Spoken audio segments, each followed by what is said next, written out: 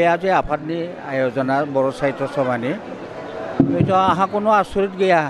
आं जिथु 1970निफ्रायनो बर' साहित्य सभानि मेम्बार जानानै फैदों मन्त्रि जानायावबो 86 सिम दङ आं भाइस प्रेसिडेन्ट माने 2 term 6 years ट्रेजारार 6 years and the Board Textbook Committee माने 12 years मोनदोंमोन दा लाइफ मेम्बार आं कोनो पलिटिकेल पार्टियाव मेम्बार नंलियासै गतिके आंहा हदाय माने अलवेज माने सब समायावनो माने माने शुभेच्छा दङ आरो बेनिखाय आं बे लास्टआव मा कन्ट्रिबिउसन होनो हायो बेखौ बायदि बेनिखाय मोनसे ओरै डिसिसन जादोंमोन जे बर' मिडियामा क्लास 8 सिमसो थागोन क्लास 10 लागै थाङा आं 19 अक्ट'बराव आंखौ लानानै थांदों बेयाव माने माबाया खाम्फा बरगयारि प्रेसिडेन्ट बेथ' डिसिसन जानो हाया आप टु क्लास 10 लागै जोंनिया बर' मिडियाम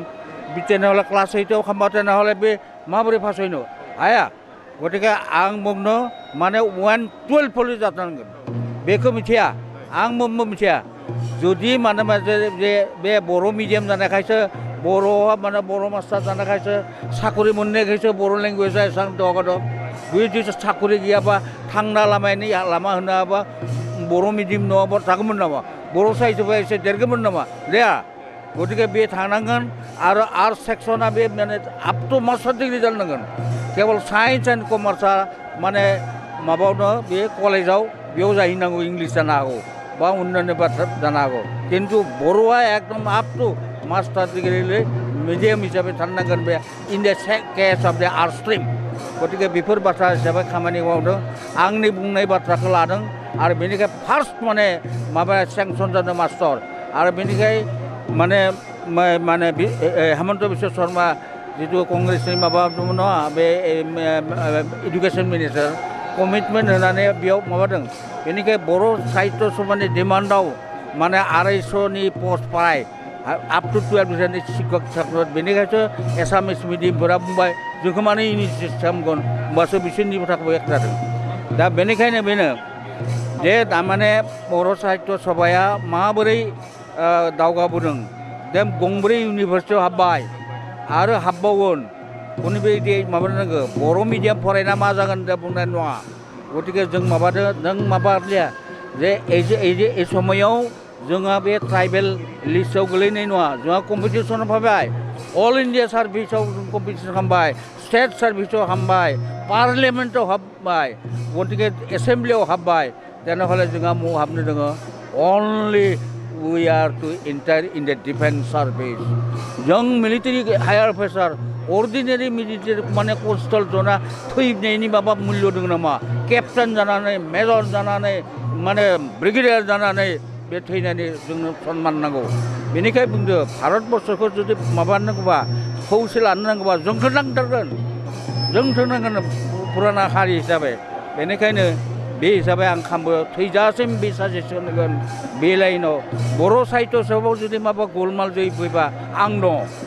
आं बुंदों जे जेथिया जि बिपद फैयो आंनियाव खाथियाव फै आं थांगोन बे खोथायानो जेसेबांखिनि गेदेमा सुबुंफोर दं बर'फोर दं खिन्थु बिथांमोननि गथ'फोरखौ दिनै बर' बिजोंजों फरायहोनायखौ जों नुवाखै बे बेलायाव मा बुङो होनांगोन होआमोना माने मु साकरि मोननो साकरि मोना बेनिखाय बर' लेंगुवेजआ एसेम्ब्लियाव होनायखाय एसेम्ब्लियाव एसेखिनि स्टाफ दङ कोनो पस्ट सेंसन खालामाया बेनिखाय मोर देन 20 पस्ट सेंसन बेनिखाय এতিয়া पार्लियामेन्टआव बर' रावजों बुंनायखाय बेयाव अफिसार दङ जे फार्सेनिफ्राय हाबबाय माने फार्सेनिफ्राय हाबनांगौ गतिके डिफेन्स सार्भिसाव हाबनांगौ सबावनो हाबनांगौ इजराइलखायनो मोनसे उन्दै हारि माबोरै सार्भाइभ खालामना दङ बेबायदिनो जों बे सार्भाइभेल वी आर नट दे माने माबा जोङो मार्शियेल रेस माने फाइटिं रेस बेनिखाय पान्जाबिखौ माने गियो बिसोरहा पान्जाब रेजिमेन्ट दङ बेनिखाय सिख रेजिमेन्ट दङ जोंनोबो बर' मिडियाम नांगौ 15 आगस्टआव माने 16 माने जानुवारियाव बर' रेजिमेन्टआ पेरेड खालामनांगौ दिल्लीयाव माने वर्ल्डआ मिथिगोन बेनिखाय लवार आसामा जोंहा डिफिकाल्टि दङ आसाम राइफल्सआ गटे नर्दार्न साइडआव बा अन्यान्य प्रटेक्शन होयो बर्डार एरियायाव जोंहा गैया 30 इयर्सआव जोंहा दिगदार दङ बेयाव बहुद जोंखौ आक्रमण खालामगोन बेनिखाय बड' राइफल्स नांगौ पेरामिलिटारि फोर्स नांगौ बेनिखायनो नङा बे नङा गिखनाय बाथ्रा नङा गभर्नमेन्टनि डिफेन्स डिपार्टमेन्टआ खालामनांगोन बेखौ पार्लियामेन्टआव माबानांगोन बेखौ नेसनेल आइडेन्टिटि हिसाबै माबादो जोंनि 8 शिड्युलाव हाबनाय माने वी आर रिजनाल नेसनेलिटि जों माने रिजनाल ट्राइब नंलिया जोंनि लेंगुवेज माबा डाइलेक्ट गैलिया जोंनियाव लेंगुवेज गतिके हिसाबै जों सार्भाइभ खालामगोन भेरि सार्भाइभ जोबनायाव जिहेतु गोबां बिजाबफोर बेखेवनाय जाबाय बेहाय दा बे बिजाब बेखेवनायनि गेजेरजों बर' रावा दिनै बिराद गोजौ थाखोआव सौहैबाय होनना सानोना माने आरो थांबावनांगौ निउस पेपार गैया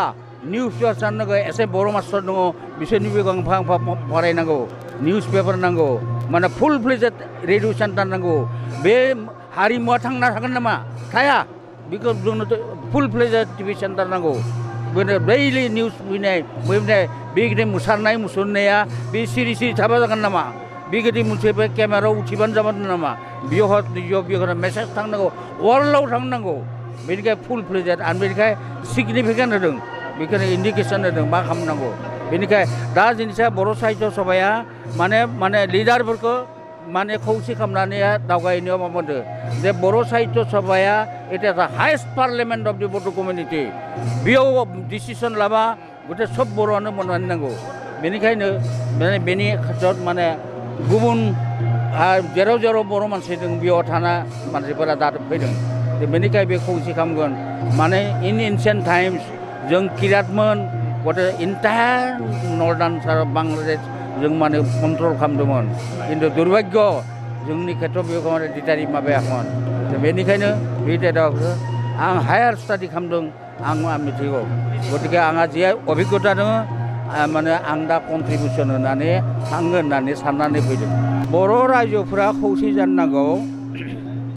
बर' साहित्य सभाखौ दस्त' खालामना पलिटिकेल माने आदरखौबो सोनो नाङा पलिटिकेल मानसि फैबोला बर' साहित्यबा खावनै जागोन बेखौ जाहाथे जाया बे हिसाबै माने खौसे जाना खामानि था सानसे मोनसे एस्टाब्लिश जागोन माने जों माने डिफेन्स सार्भिस फैबा তেনেহ'লে वर्ल्डआ जोंखौ सनमान होगोन जोङो माबानानै दा मिलिटारि जाना थैनानै गोथैयाव सानसे गाबबानो जागोन नामा बे सोरबाबा मेजर मोननो सोरबाबा केप्टेन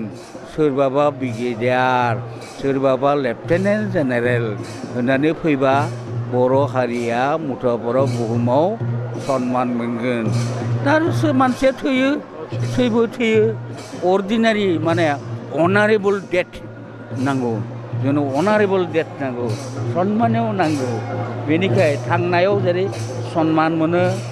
जेने जनिन्नायाव जेथिया माने उत्सब खालामो थैनायावबो बेफोर मानसिखौ उत्सब खालामबाय थागोन सोरबा सासे बर'नि जेनेरेल थैबा बिसोरनि थैनायनि बर'फोरा फालिबाय थागोन बे थांनानै थागोन बे आसा खालामनानै आं फैदो परामर्शजों आंथ' दा बयसथ' गैलिया 85 रानिं गतिके माने असुबिदासै गतिके आं लास्टआव जे हायो बर' साहित्य सभाया माबा बिपदाव गोलैयो नामा माने आफदाव गोलैयो नामा बेखौ नायनो आं फैदों टु गिभ दि प्रटेक्शन